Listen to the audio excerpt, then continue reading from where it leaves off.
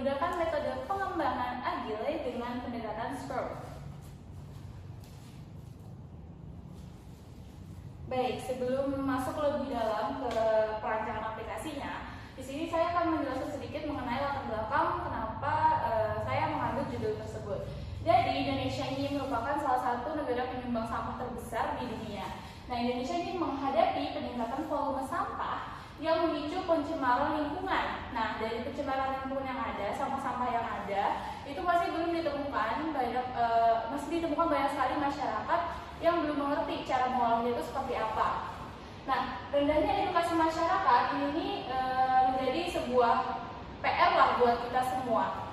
Nah, di sini masih biasanya tuh dalam mengolah sampah masyarakat ini masih manual. Biasanya kayak kita datang ke TPS sudah buang gitu. Padahal sudah ada teknologi seperti IoT dan aplikasi pemilah sampah. Namun belum ada solusi yang mengintegrasikan pemilahan secara otomatisnya dan insentif digital secara efektif. Insentif digital ini maksudnya adalah seperti yang ada di negara-negara maju seperti di Jepang dan lain sebagainya, di Europe. Biasanya kalau misalkan masyarakatnya ini mengumpulkan sampah sesuai dengan kriteria yang diinginkan, itu biasanya akan mendapatkan insentif atau uang. Nah, dalam lingkup di Indonesia itu masih belum ada hal seperti itu. Jadi mungkin karena di latar belakangi hal tersebut, masih banyak masyarakat Indonesia yang malas nih membuang sampah pada tempatnya, dikarenakan tidak ada kayak acuan buat mereka untuk mau gitu membuang sampah pada tempatnya. Nah, penelitian ini itu tuh untuk merancang aplikasi pemilah sampah yang menggunakan kamera untuk mengidentifikasi jenis sampah dan memberikan poin insentif digital. Nah, pada aplikasi ini nanti ketika ada masyarakat yang membuang sampah sesuai dengan jenisnya, itu nanti akan mendapatkan insentif digital berupa poin. Lalu lanjut. Nah, untuk masalah-masalah yang ada di masyarakat kita ini, yang pertama adalah rendahnya pengetahuan dan kesadaran masyarakat kita dalam memilah sampah. Yang kedua, sistem pengelolaan dan insentif yang tidak efektif seperti yang sudah saya jelaskan tadi.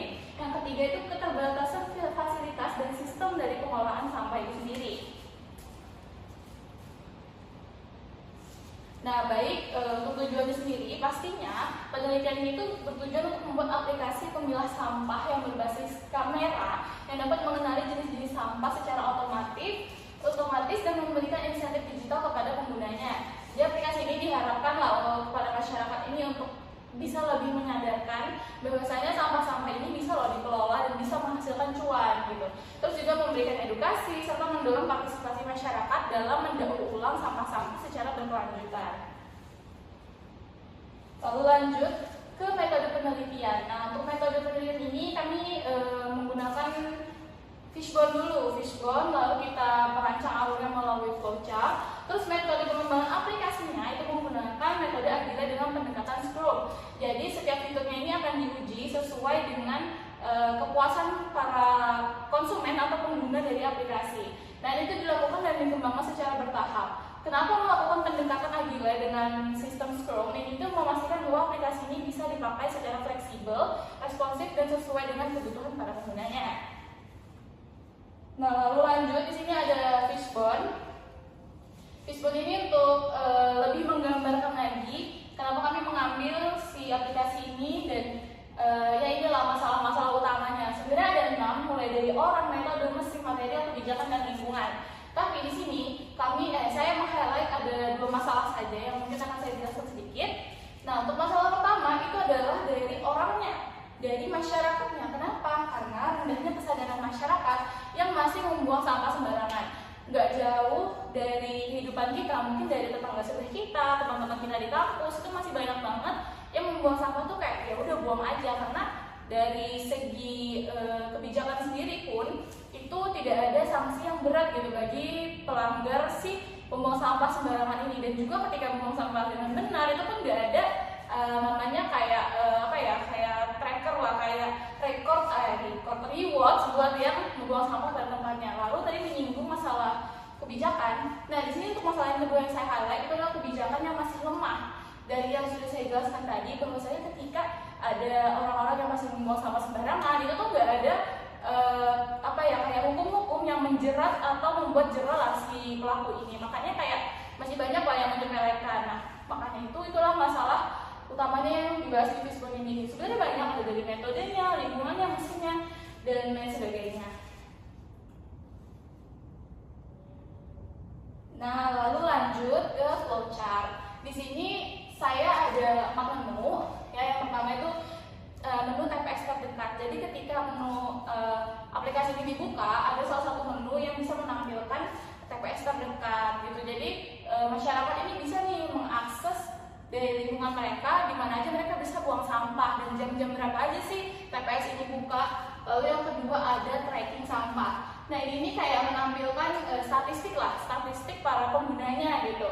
Jadi kayak pengguna ini sudah berapa kali nih membuang sampah pada tempatnya dengan benar gitu, dengan sesuai dengan kategori-kategori sampahnya.